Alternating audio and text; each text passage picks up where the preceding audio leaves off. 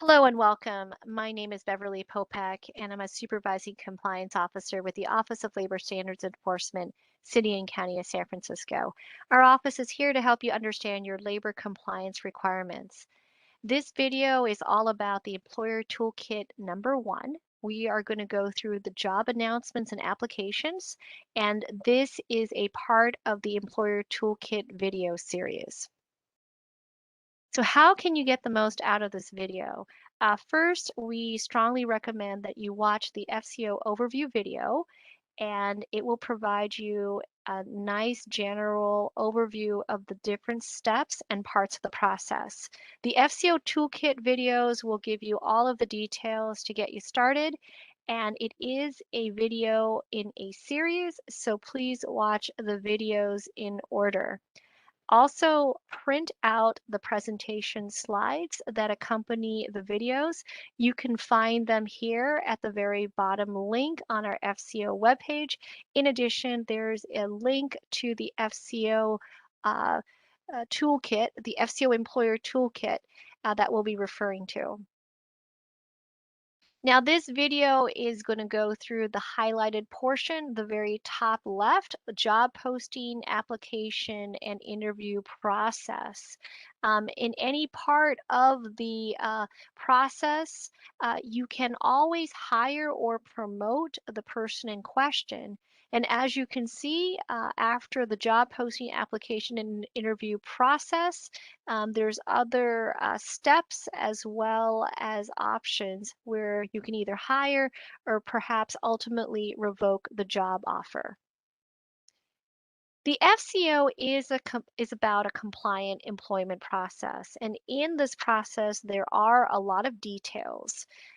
So let's get started with what the process is and who it applies to. The process applies to job applicants, but more than just job applicants, it can be any current employees in which you choose to conduct a background check for. And in addition, if there are promotional opportunities, the FCO hiring process also applies to promotional opportunities. Job announcements and applications. Announcements cannot say that someone with arrests or convictions will not be considered, or that a background check must be passed. So you can't say this. If you have this on your job announcements you're posting, you need to remove this information. In addition, your announcements or your postings must include an affirmative statement of compliance with the Fair Chance Ordinance.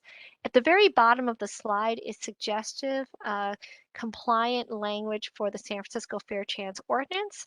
It's available here on the slide, or you can also get this information on our FCO webpage.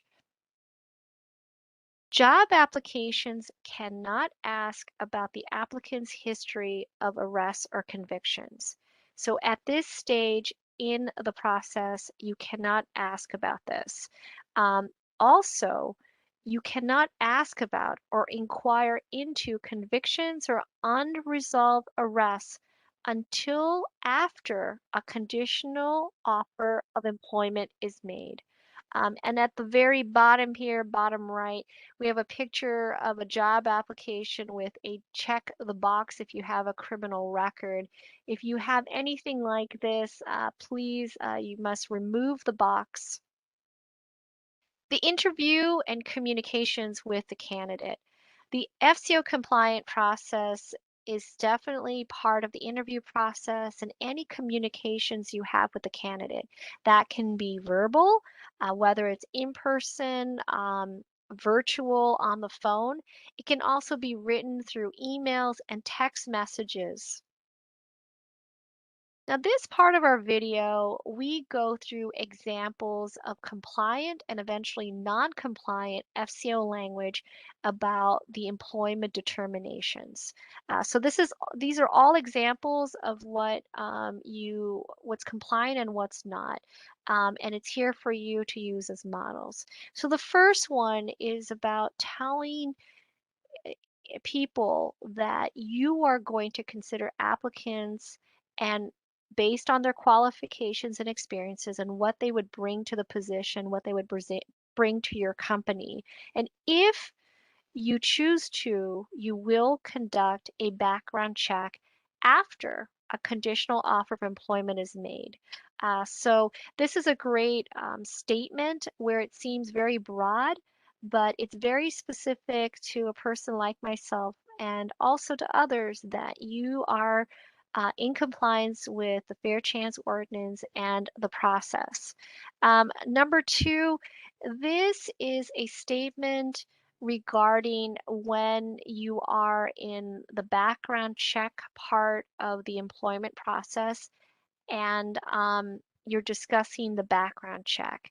Um, and candidates might want to know, well, what if you find something? Are you going to automatically reject me, meaning take away the job offer? And there are no automatic rejections. That's something to remember about the Fair Chance Ordinance.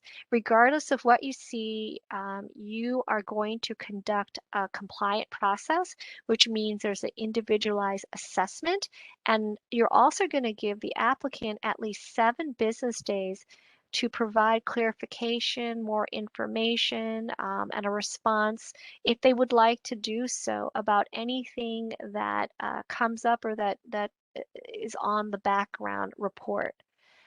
Now, this this is also you should keep in mind that in San Francisco, we require at least 7 business days for an applicant, the employee, to provide a response if you are planning on revoking the job offer.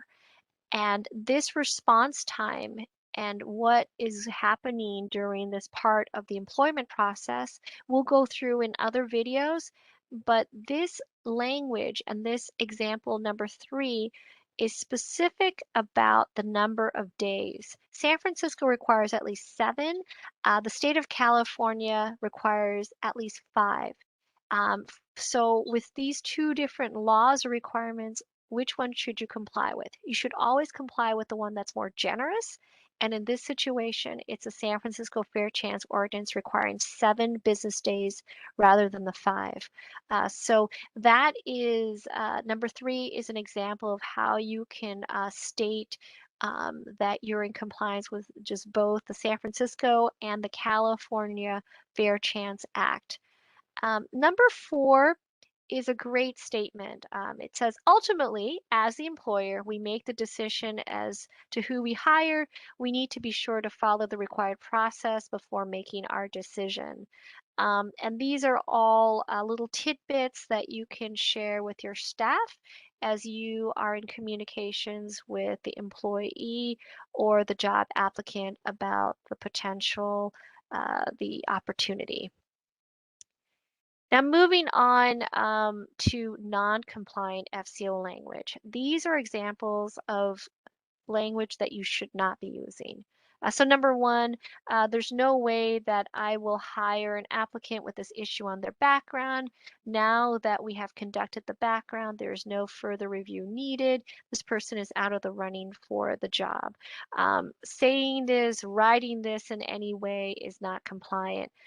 Number 2, I feel that this person is not fit to perform the work, even though this issue on the background isn't directly related to the duties of the job.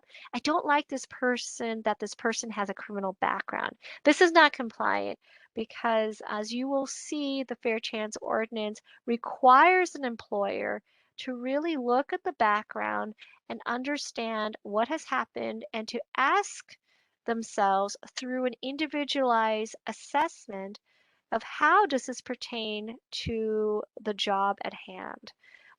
Number 3, this is non-compliant as well. Let's follow the state of California Fair Chance Act that requires 5 days for the applicant to provide a response to the background findings and further clarifications, blah, blah, blah, blah, blah. Sometimes employers think that perhaps the state requirement is the way to go. But in this situation, and with labor laws in general, you must follow the most generous one. And the more generous one is the San Francisco Fair Chance Ordinance, which requires at least 7 business days. And by doing that, you will be in compliance with the state's Fair Chance Act. Um, so turning our attention to the background check and prohibited information. Maybe you've done the interview process and you want to proceed. So you can do and conduct a background check um, if you'd like. But if you don't want to do that, it is not required under the Fair Chance Ordinance. But if you do, you must make a conditional offer of employment first. And let's look at the prohibited information of what you should not be considering at any time. And you're probably thinking, well, you've hired a background check company, and won't the background check company filter out this stuff? No, and not necessarily.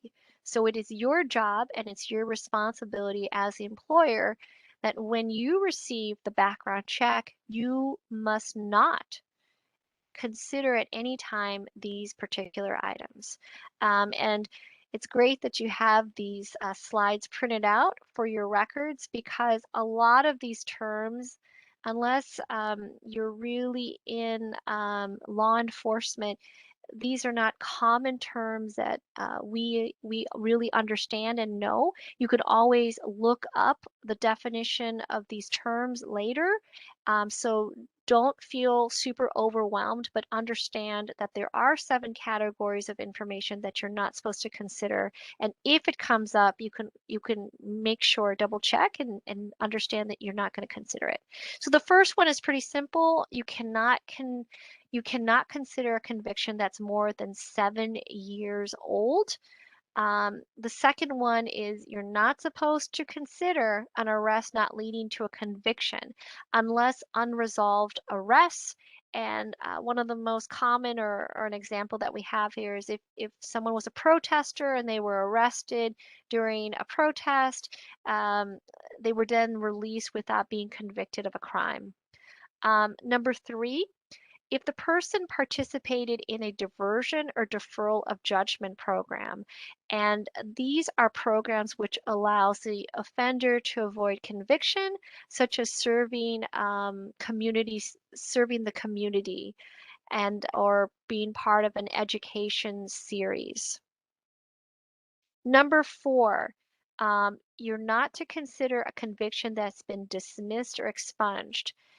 Sometimes when we think about dismissed or expunged, it sounds like it would not show up on the background report, but it does, and you cannot consider it. Number 5 is a conviction in the juvenile justice system. This means that there was a crime committed by a minor, someone under the age of 18. And number 6, you're not supposed to consider at any time an offense other than a felony or a misdemeanor. So as I said, just look up what felony or misdemeanor means. Here are some quick definitions on your PowerPoint slide to read. And number 7, any offenses that have been decriminalized, for example, cannabis. Now, there are exceptions to the prohibited information. You, as an employer, can consider convictions or unresolved arrests older than 7 years for jobs supervising minors, dependent adults, or persons 65 years or older. You can also consider infractions, for example, driving records, where the driving is a significant part of the job. So, for example, if there's an outside sales position and outside sales requires a lot of driving from job site or business to business, you can take a look at the infractions, such as speeding tickets. That concludes video number 1. Please continue to Employer Toolkit video number 2. initiating a background check if you would like to do so, and looking at that after you make, of course, a conditional job offer. This is the contact information for the FCO unit with the Office of Labor Standards information. In addition, we have the link for the Office of Labor Standards website where you can find over 34 labor laws and requirements, and of course our FCO webpage link at the very bottom. Thanks for joining us and see you soon on another video.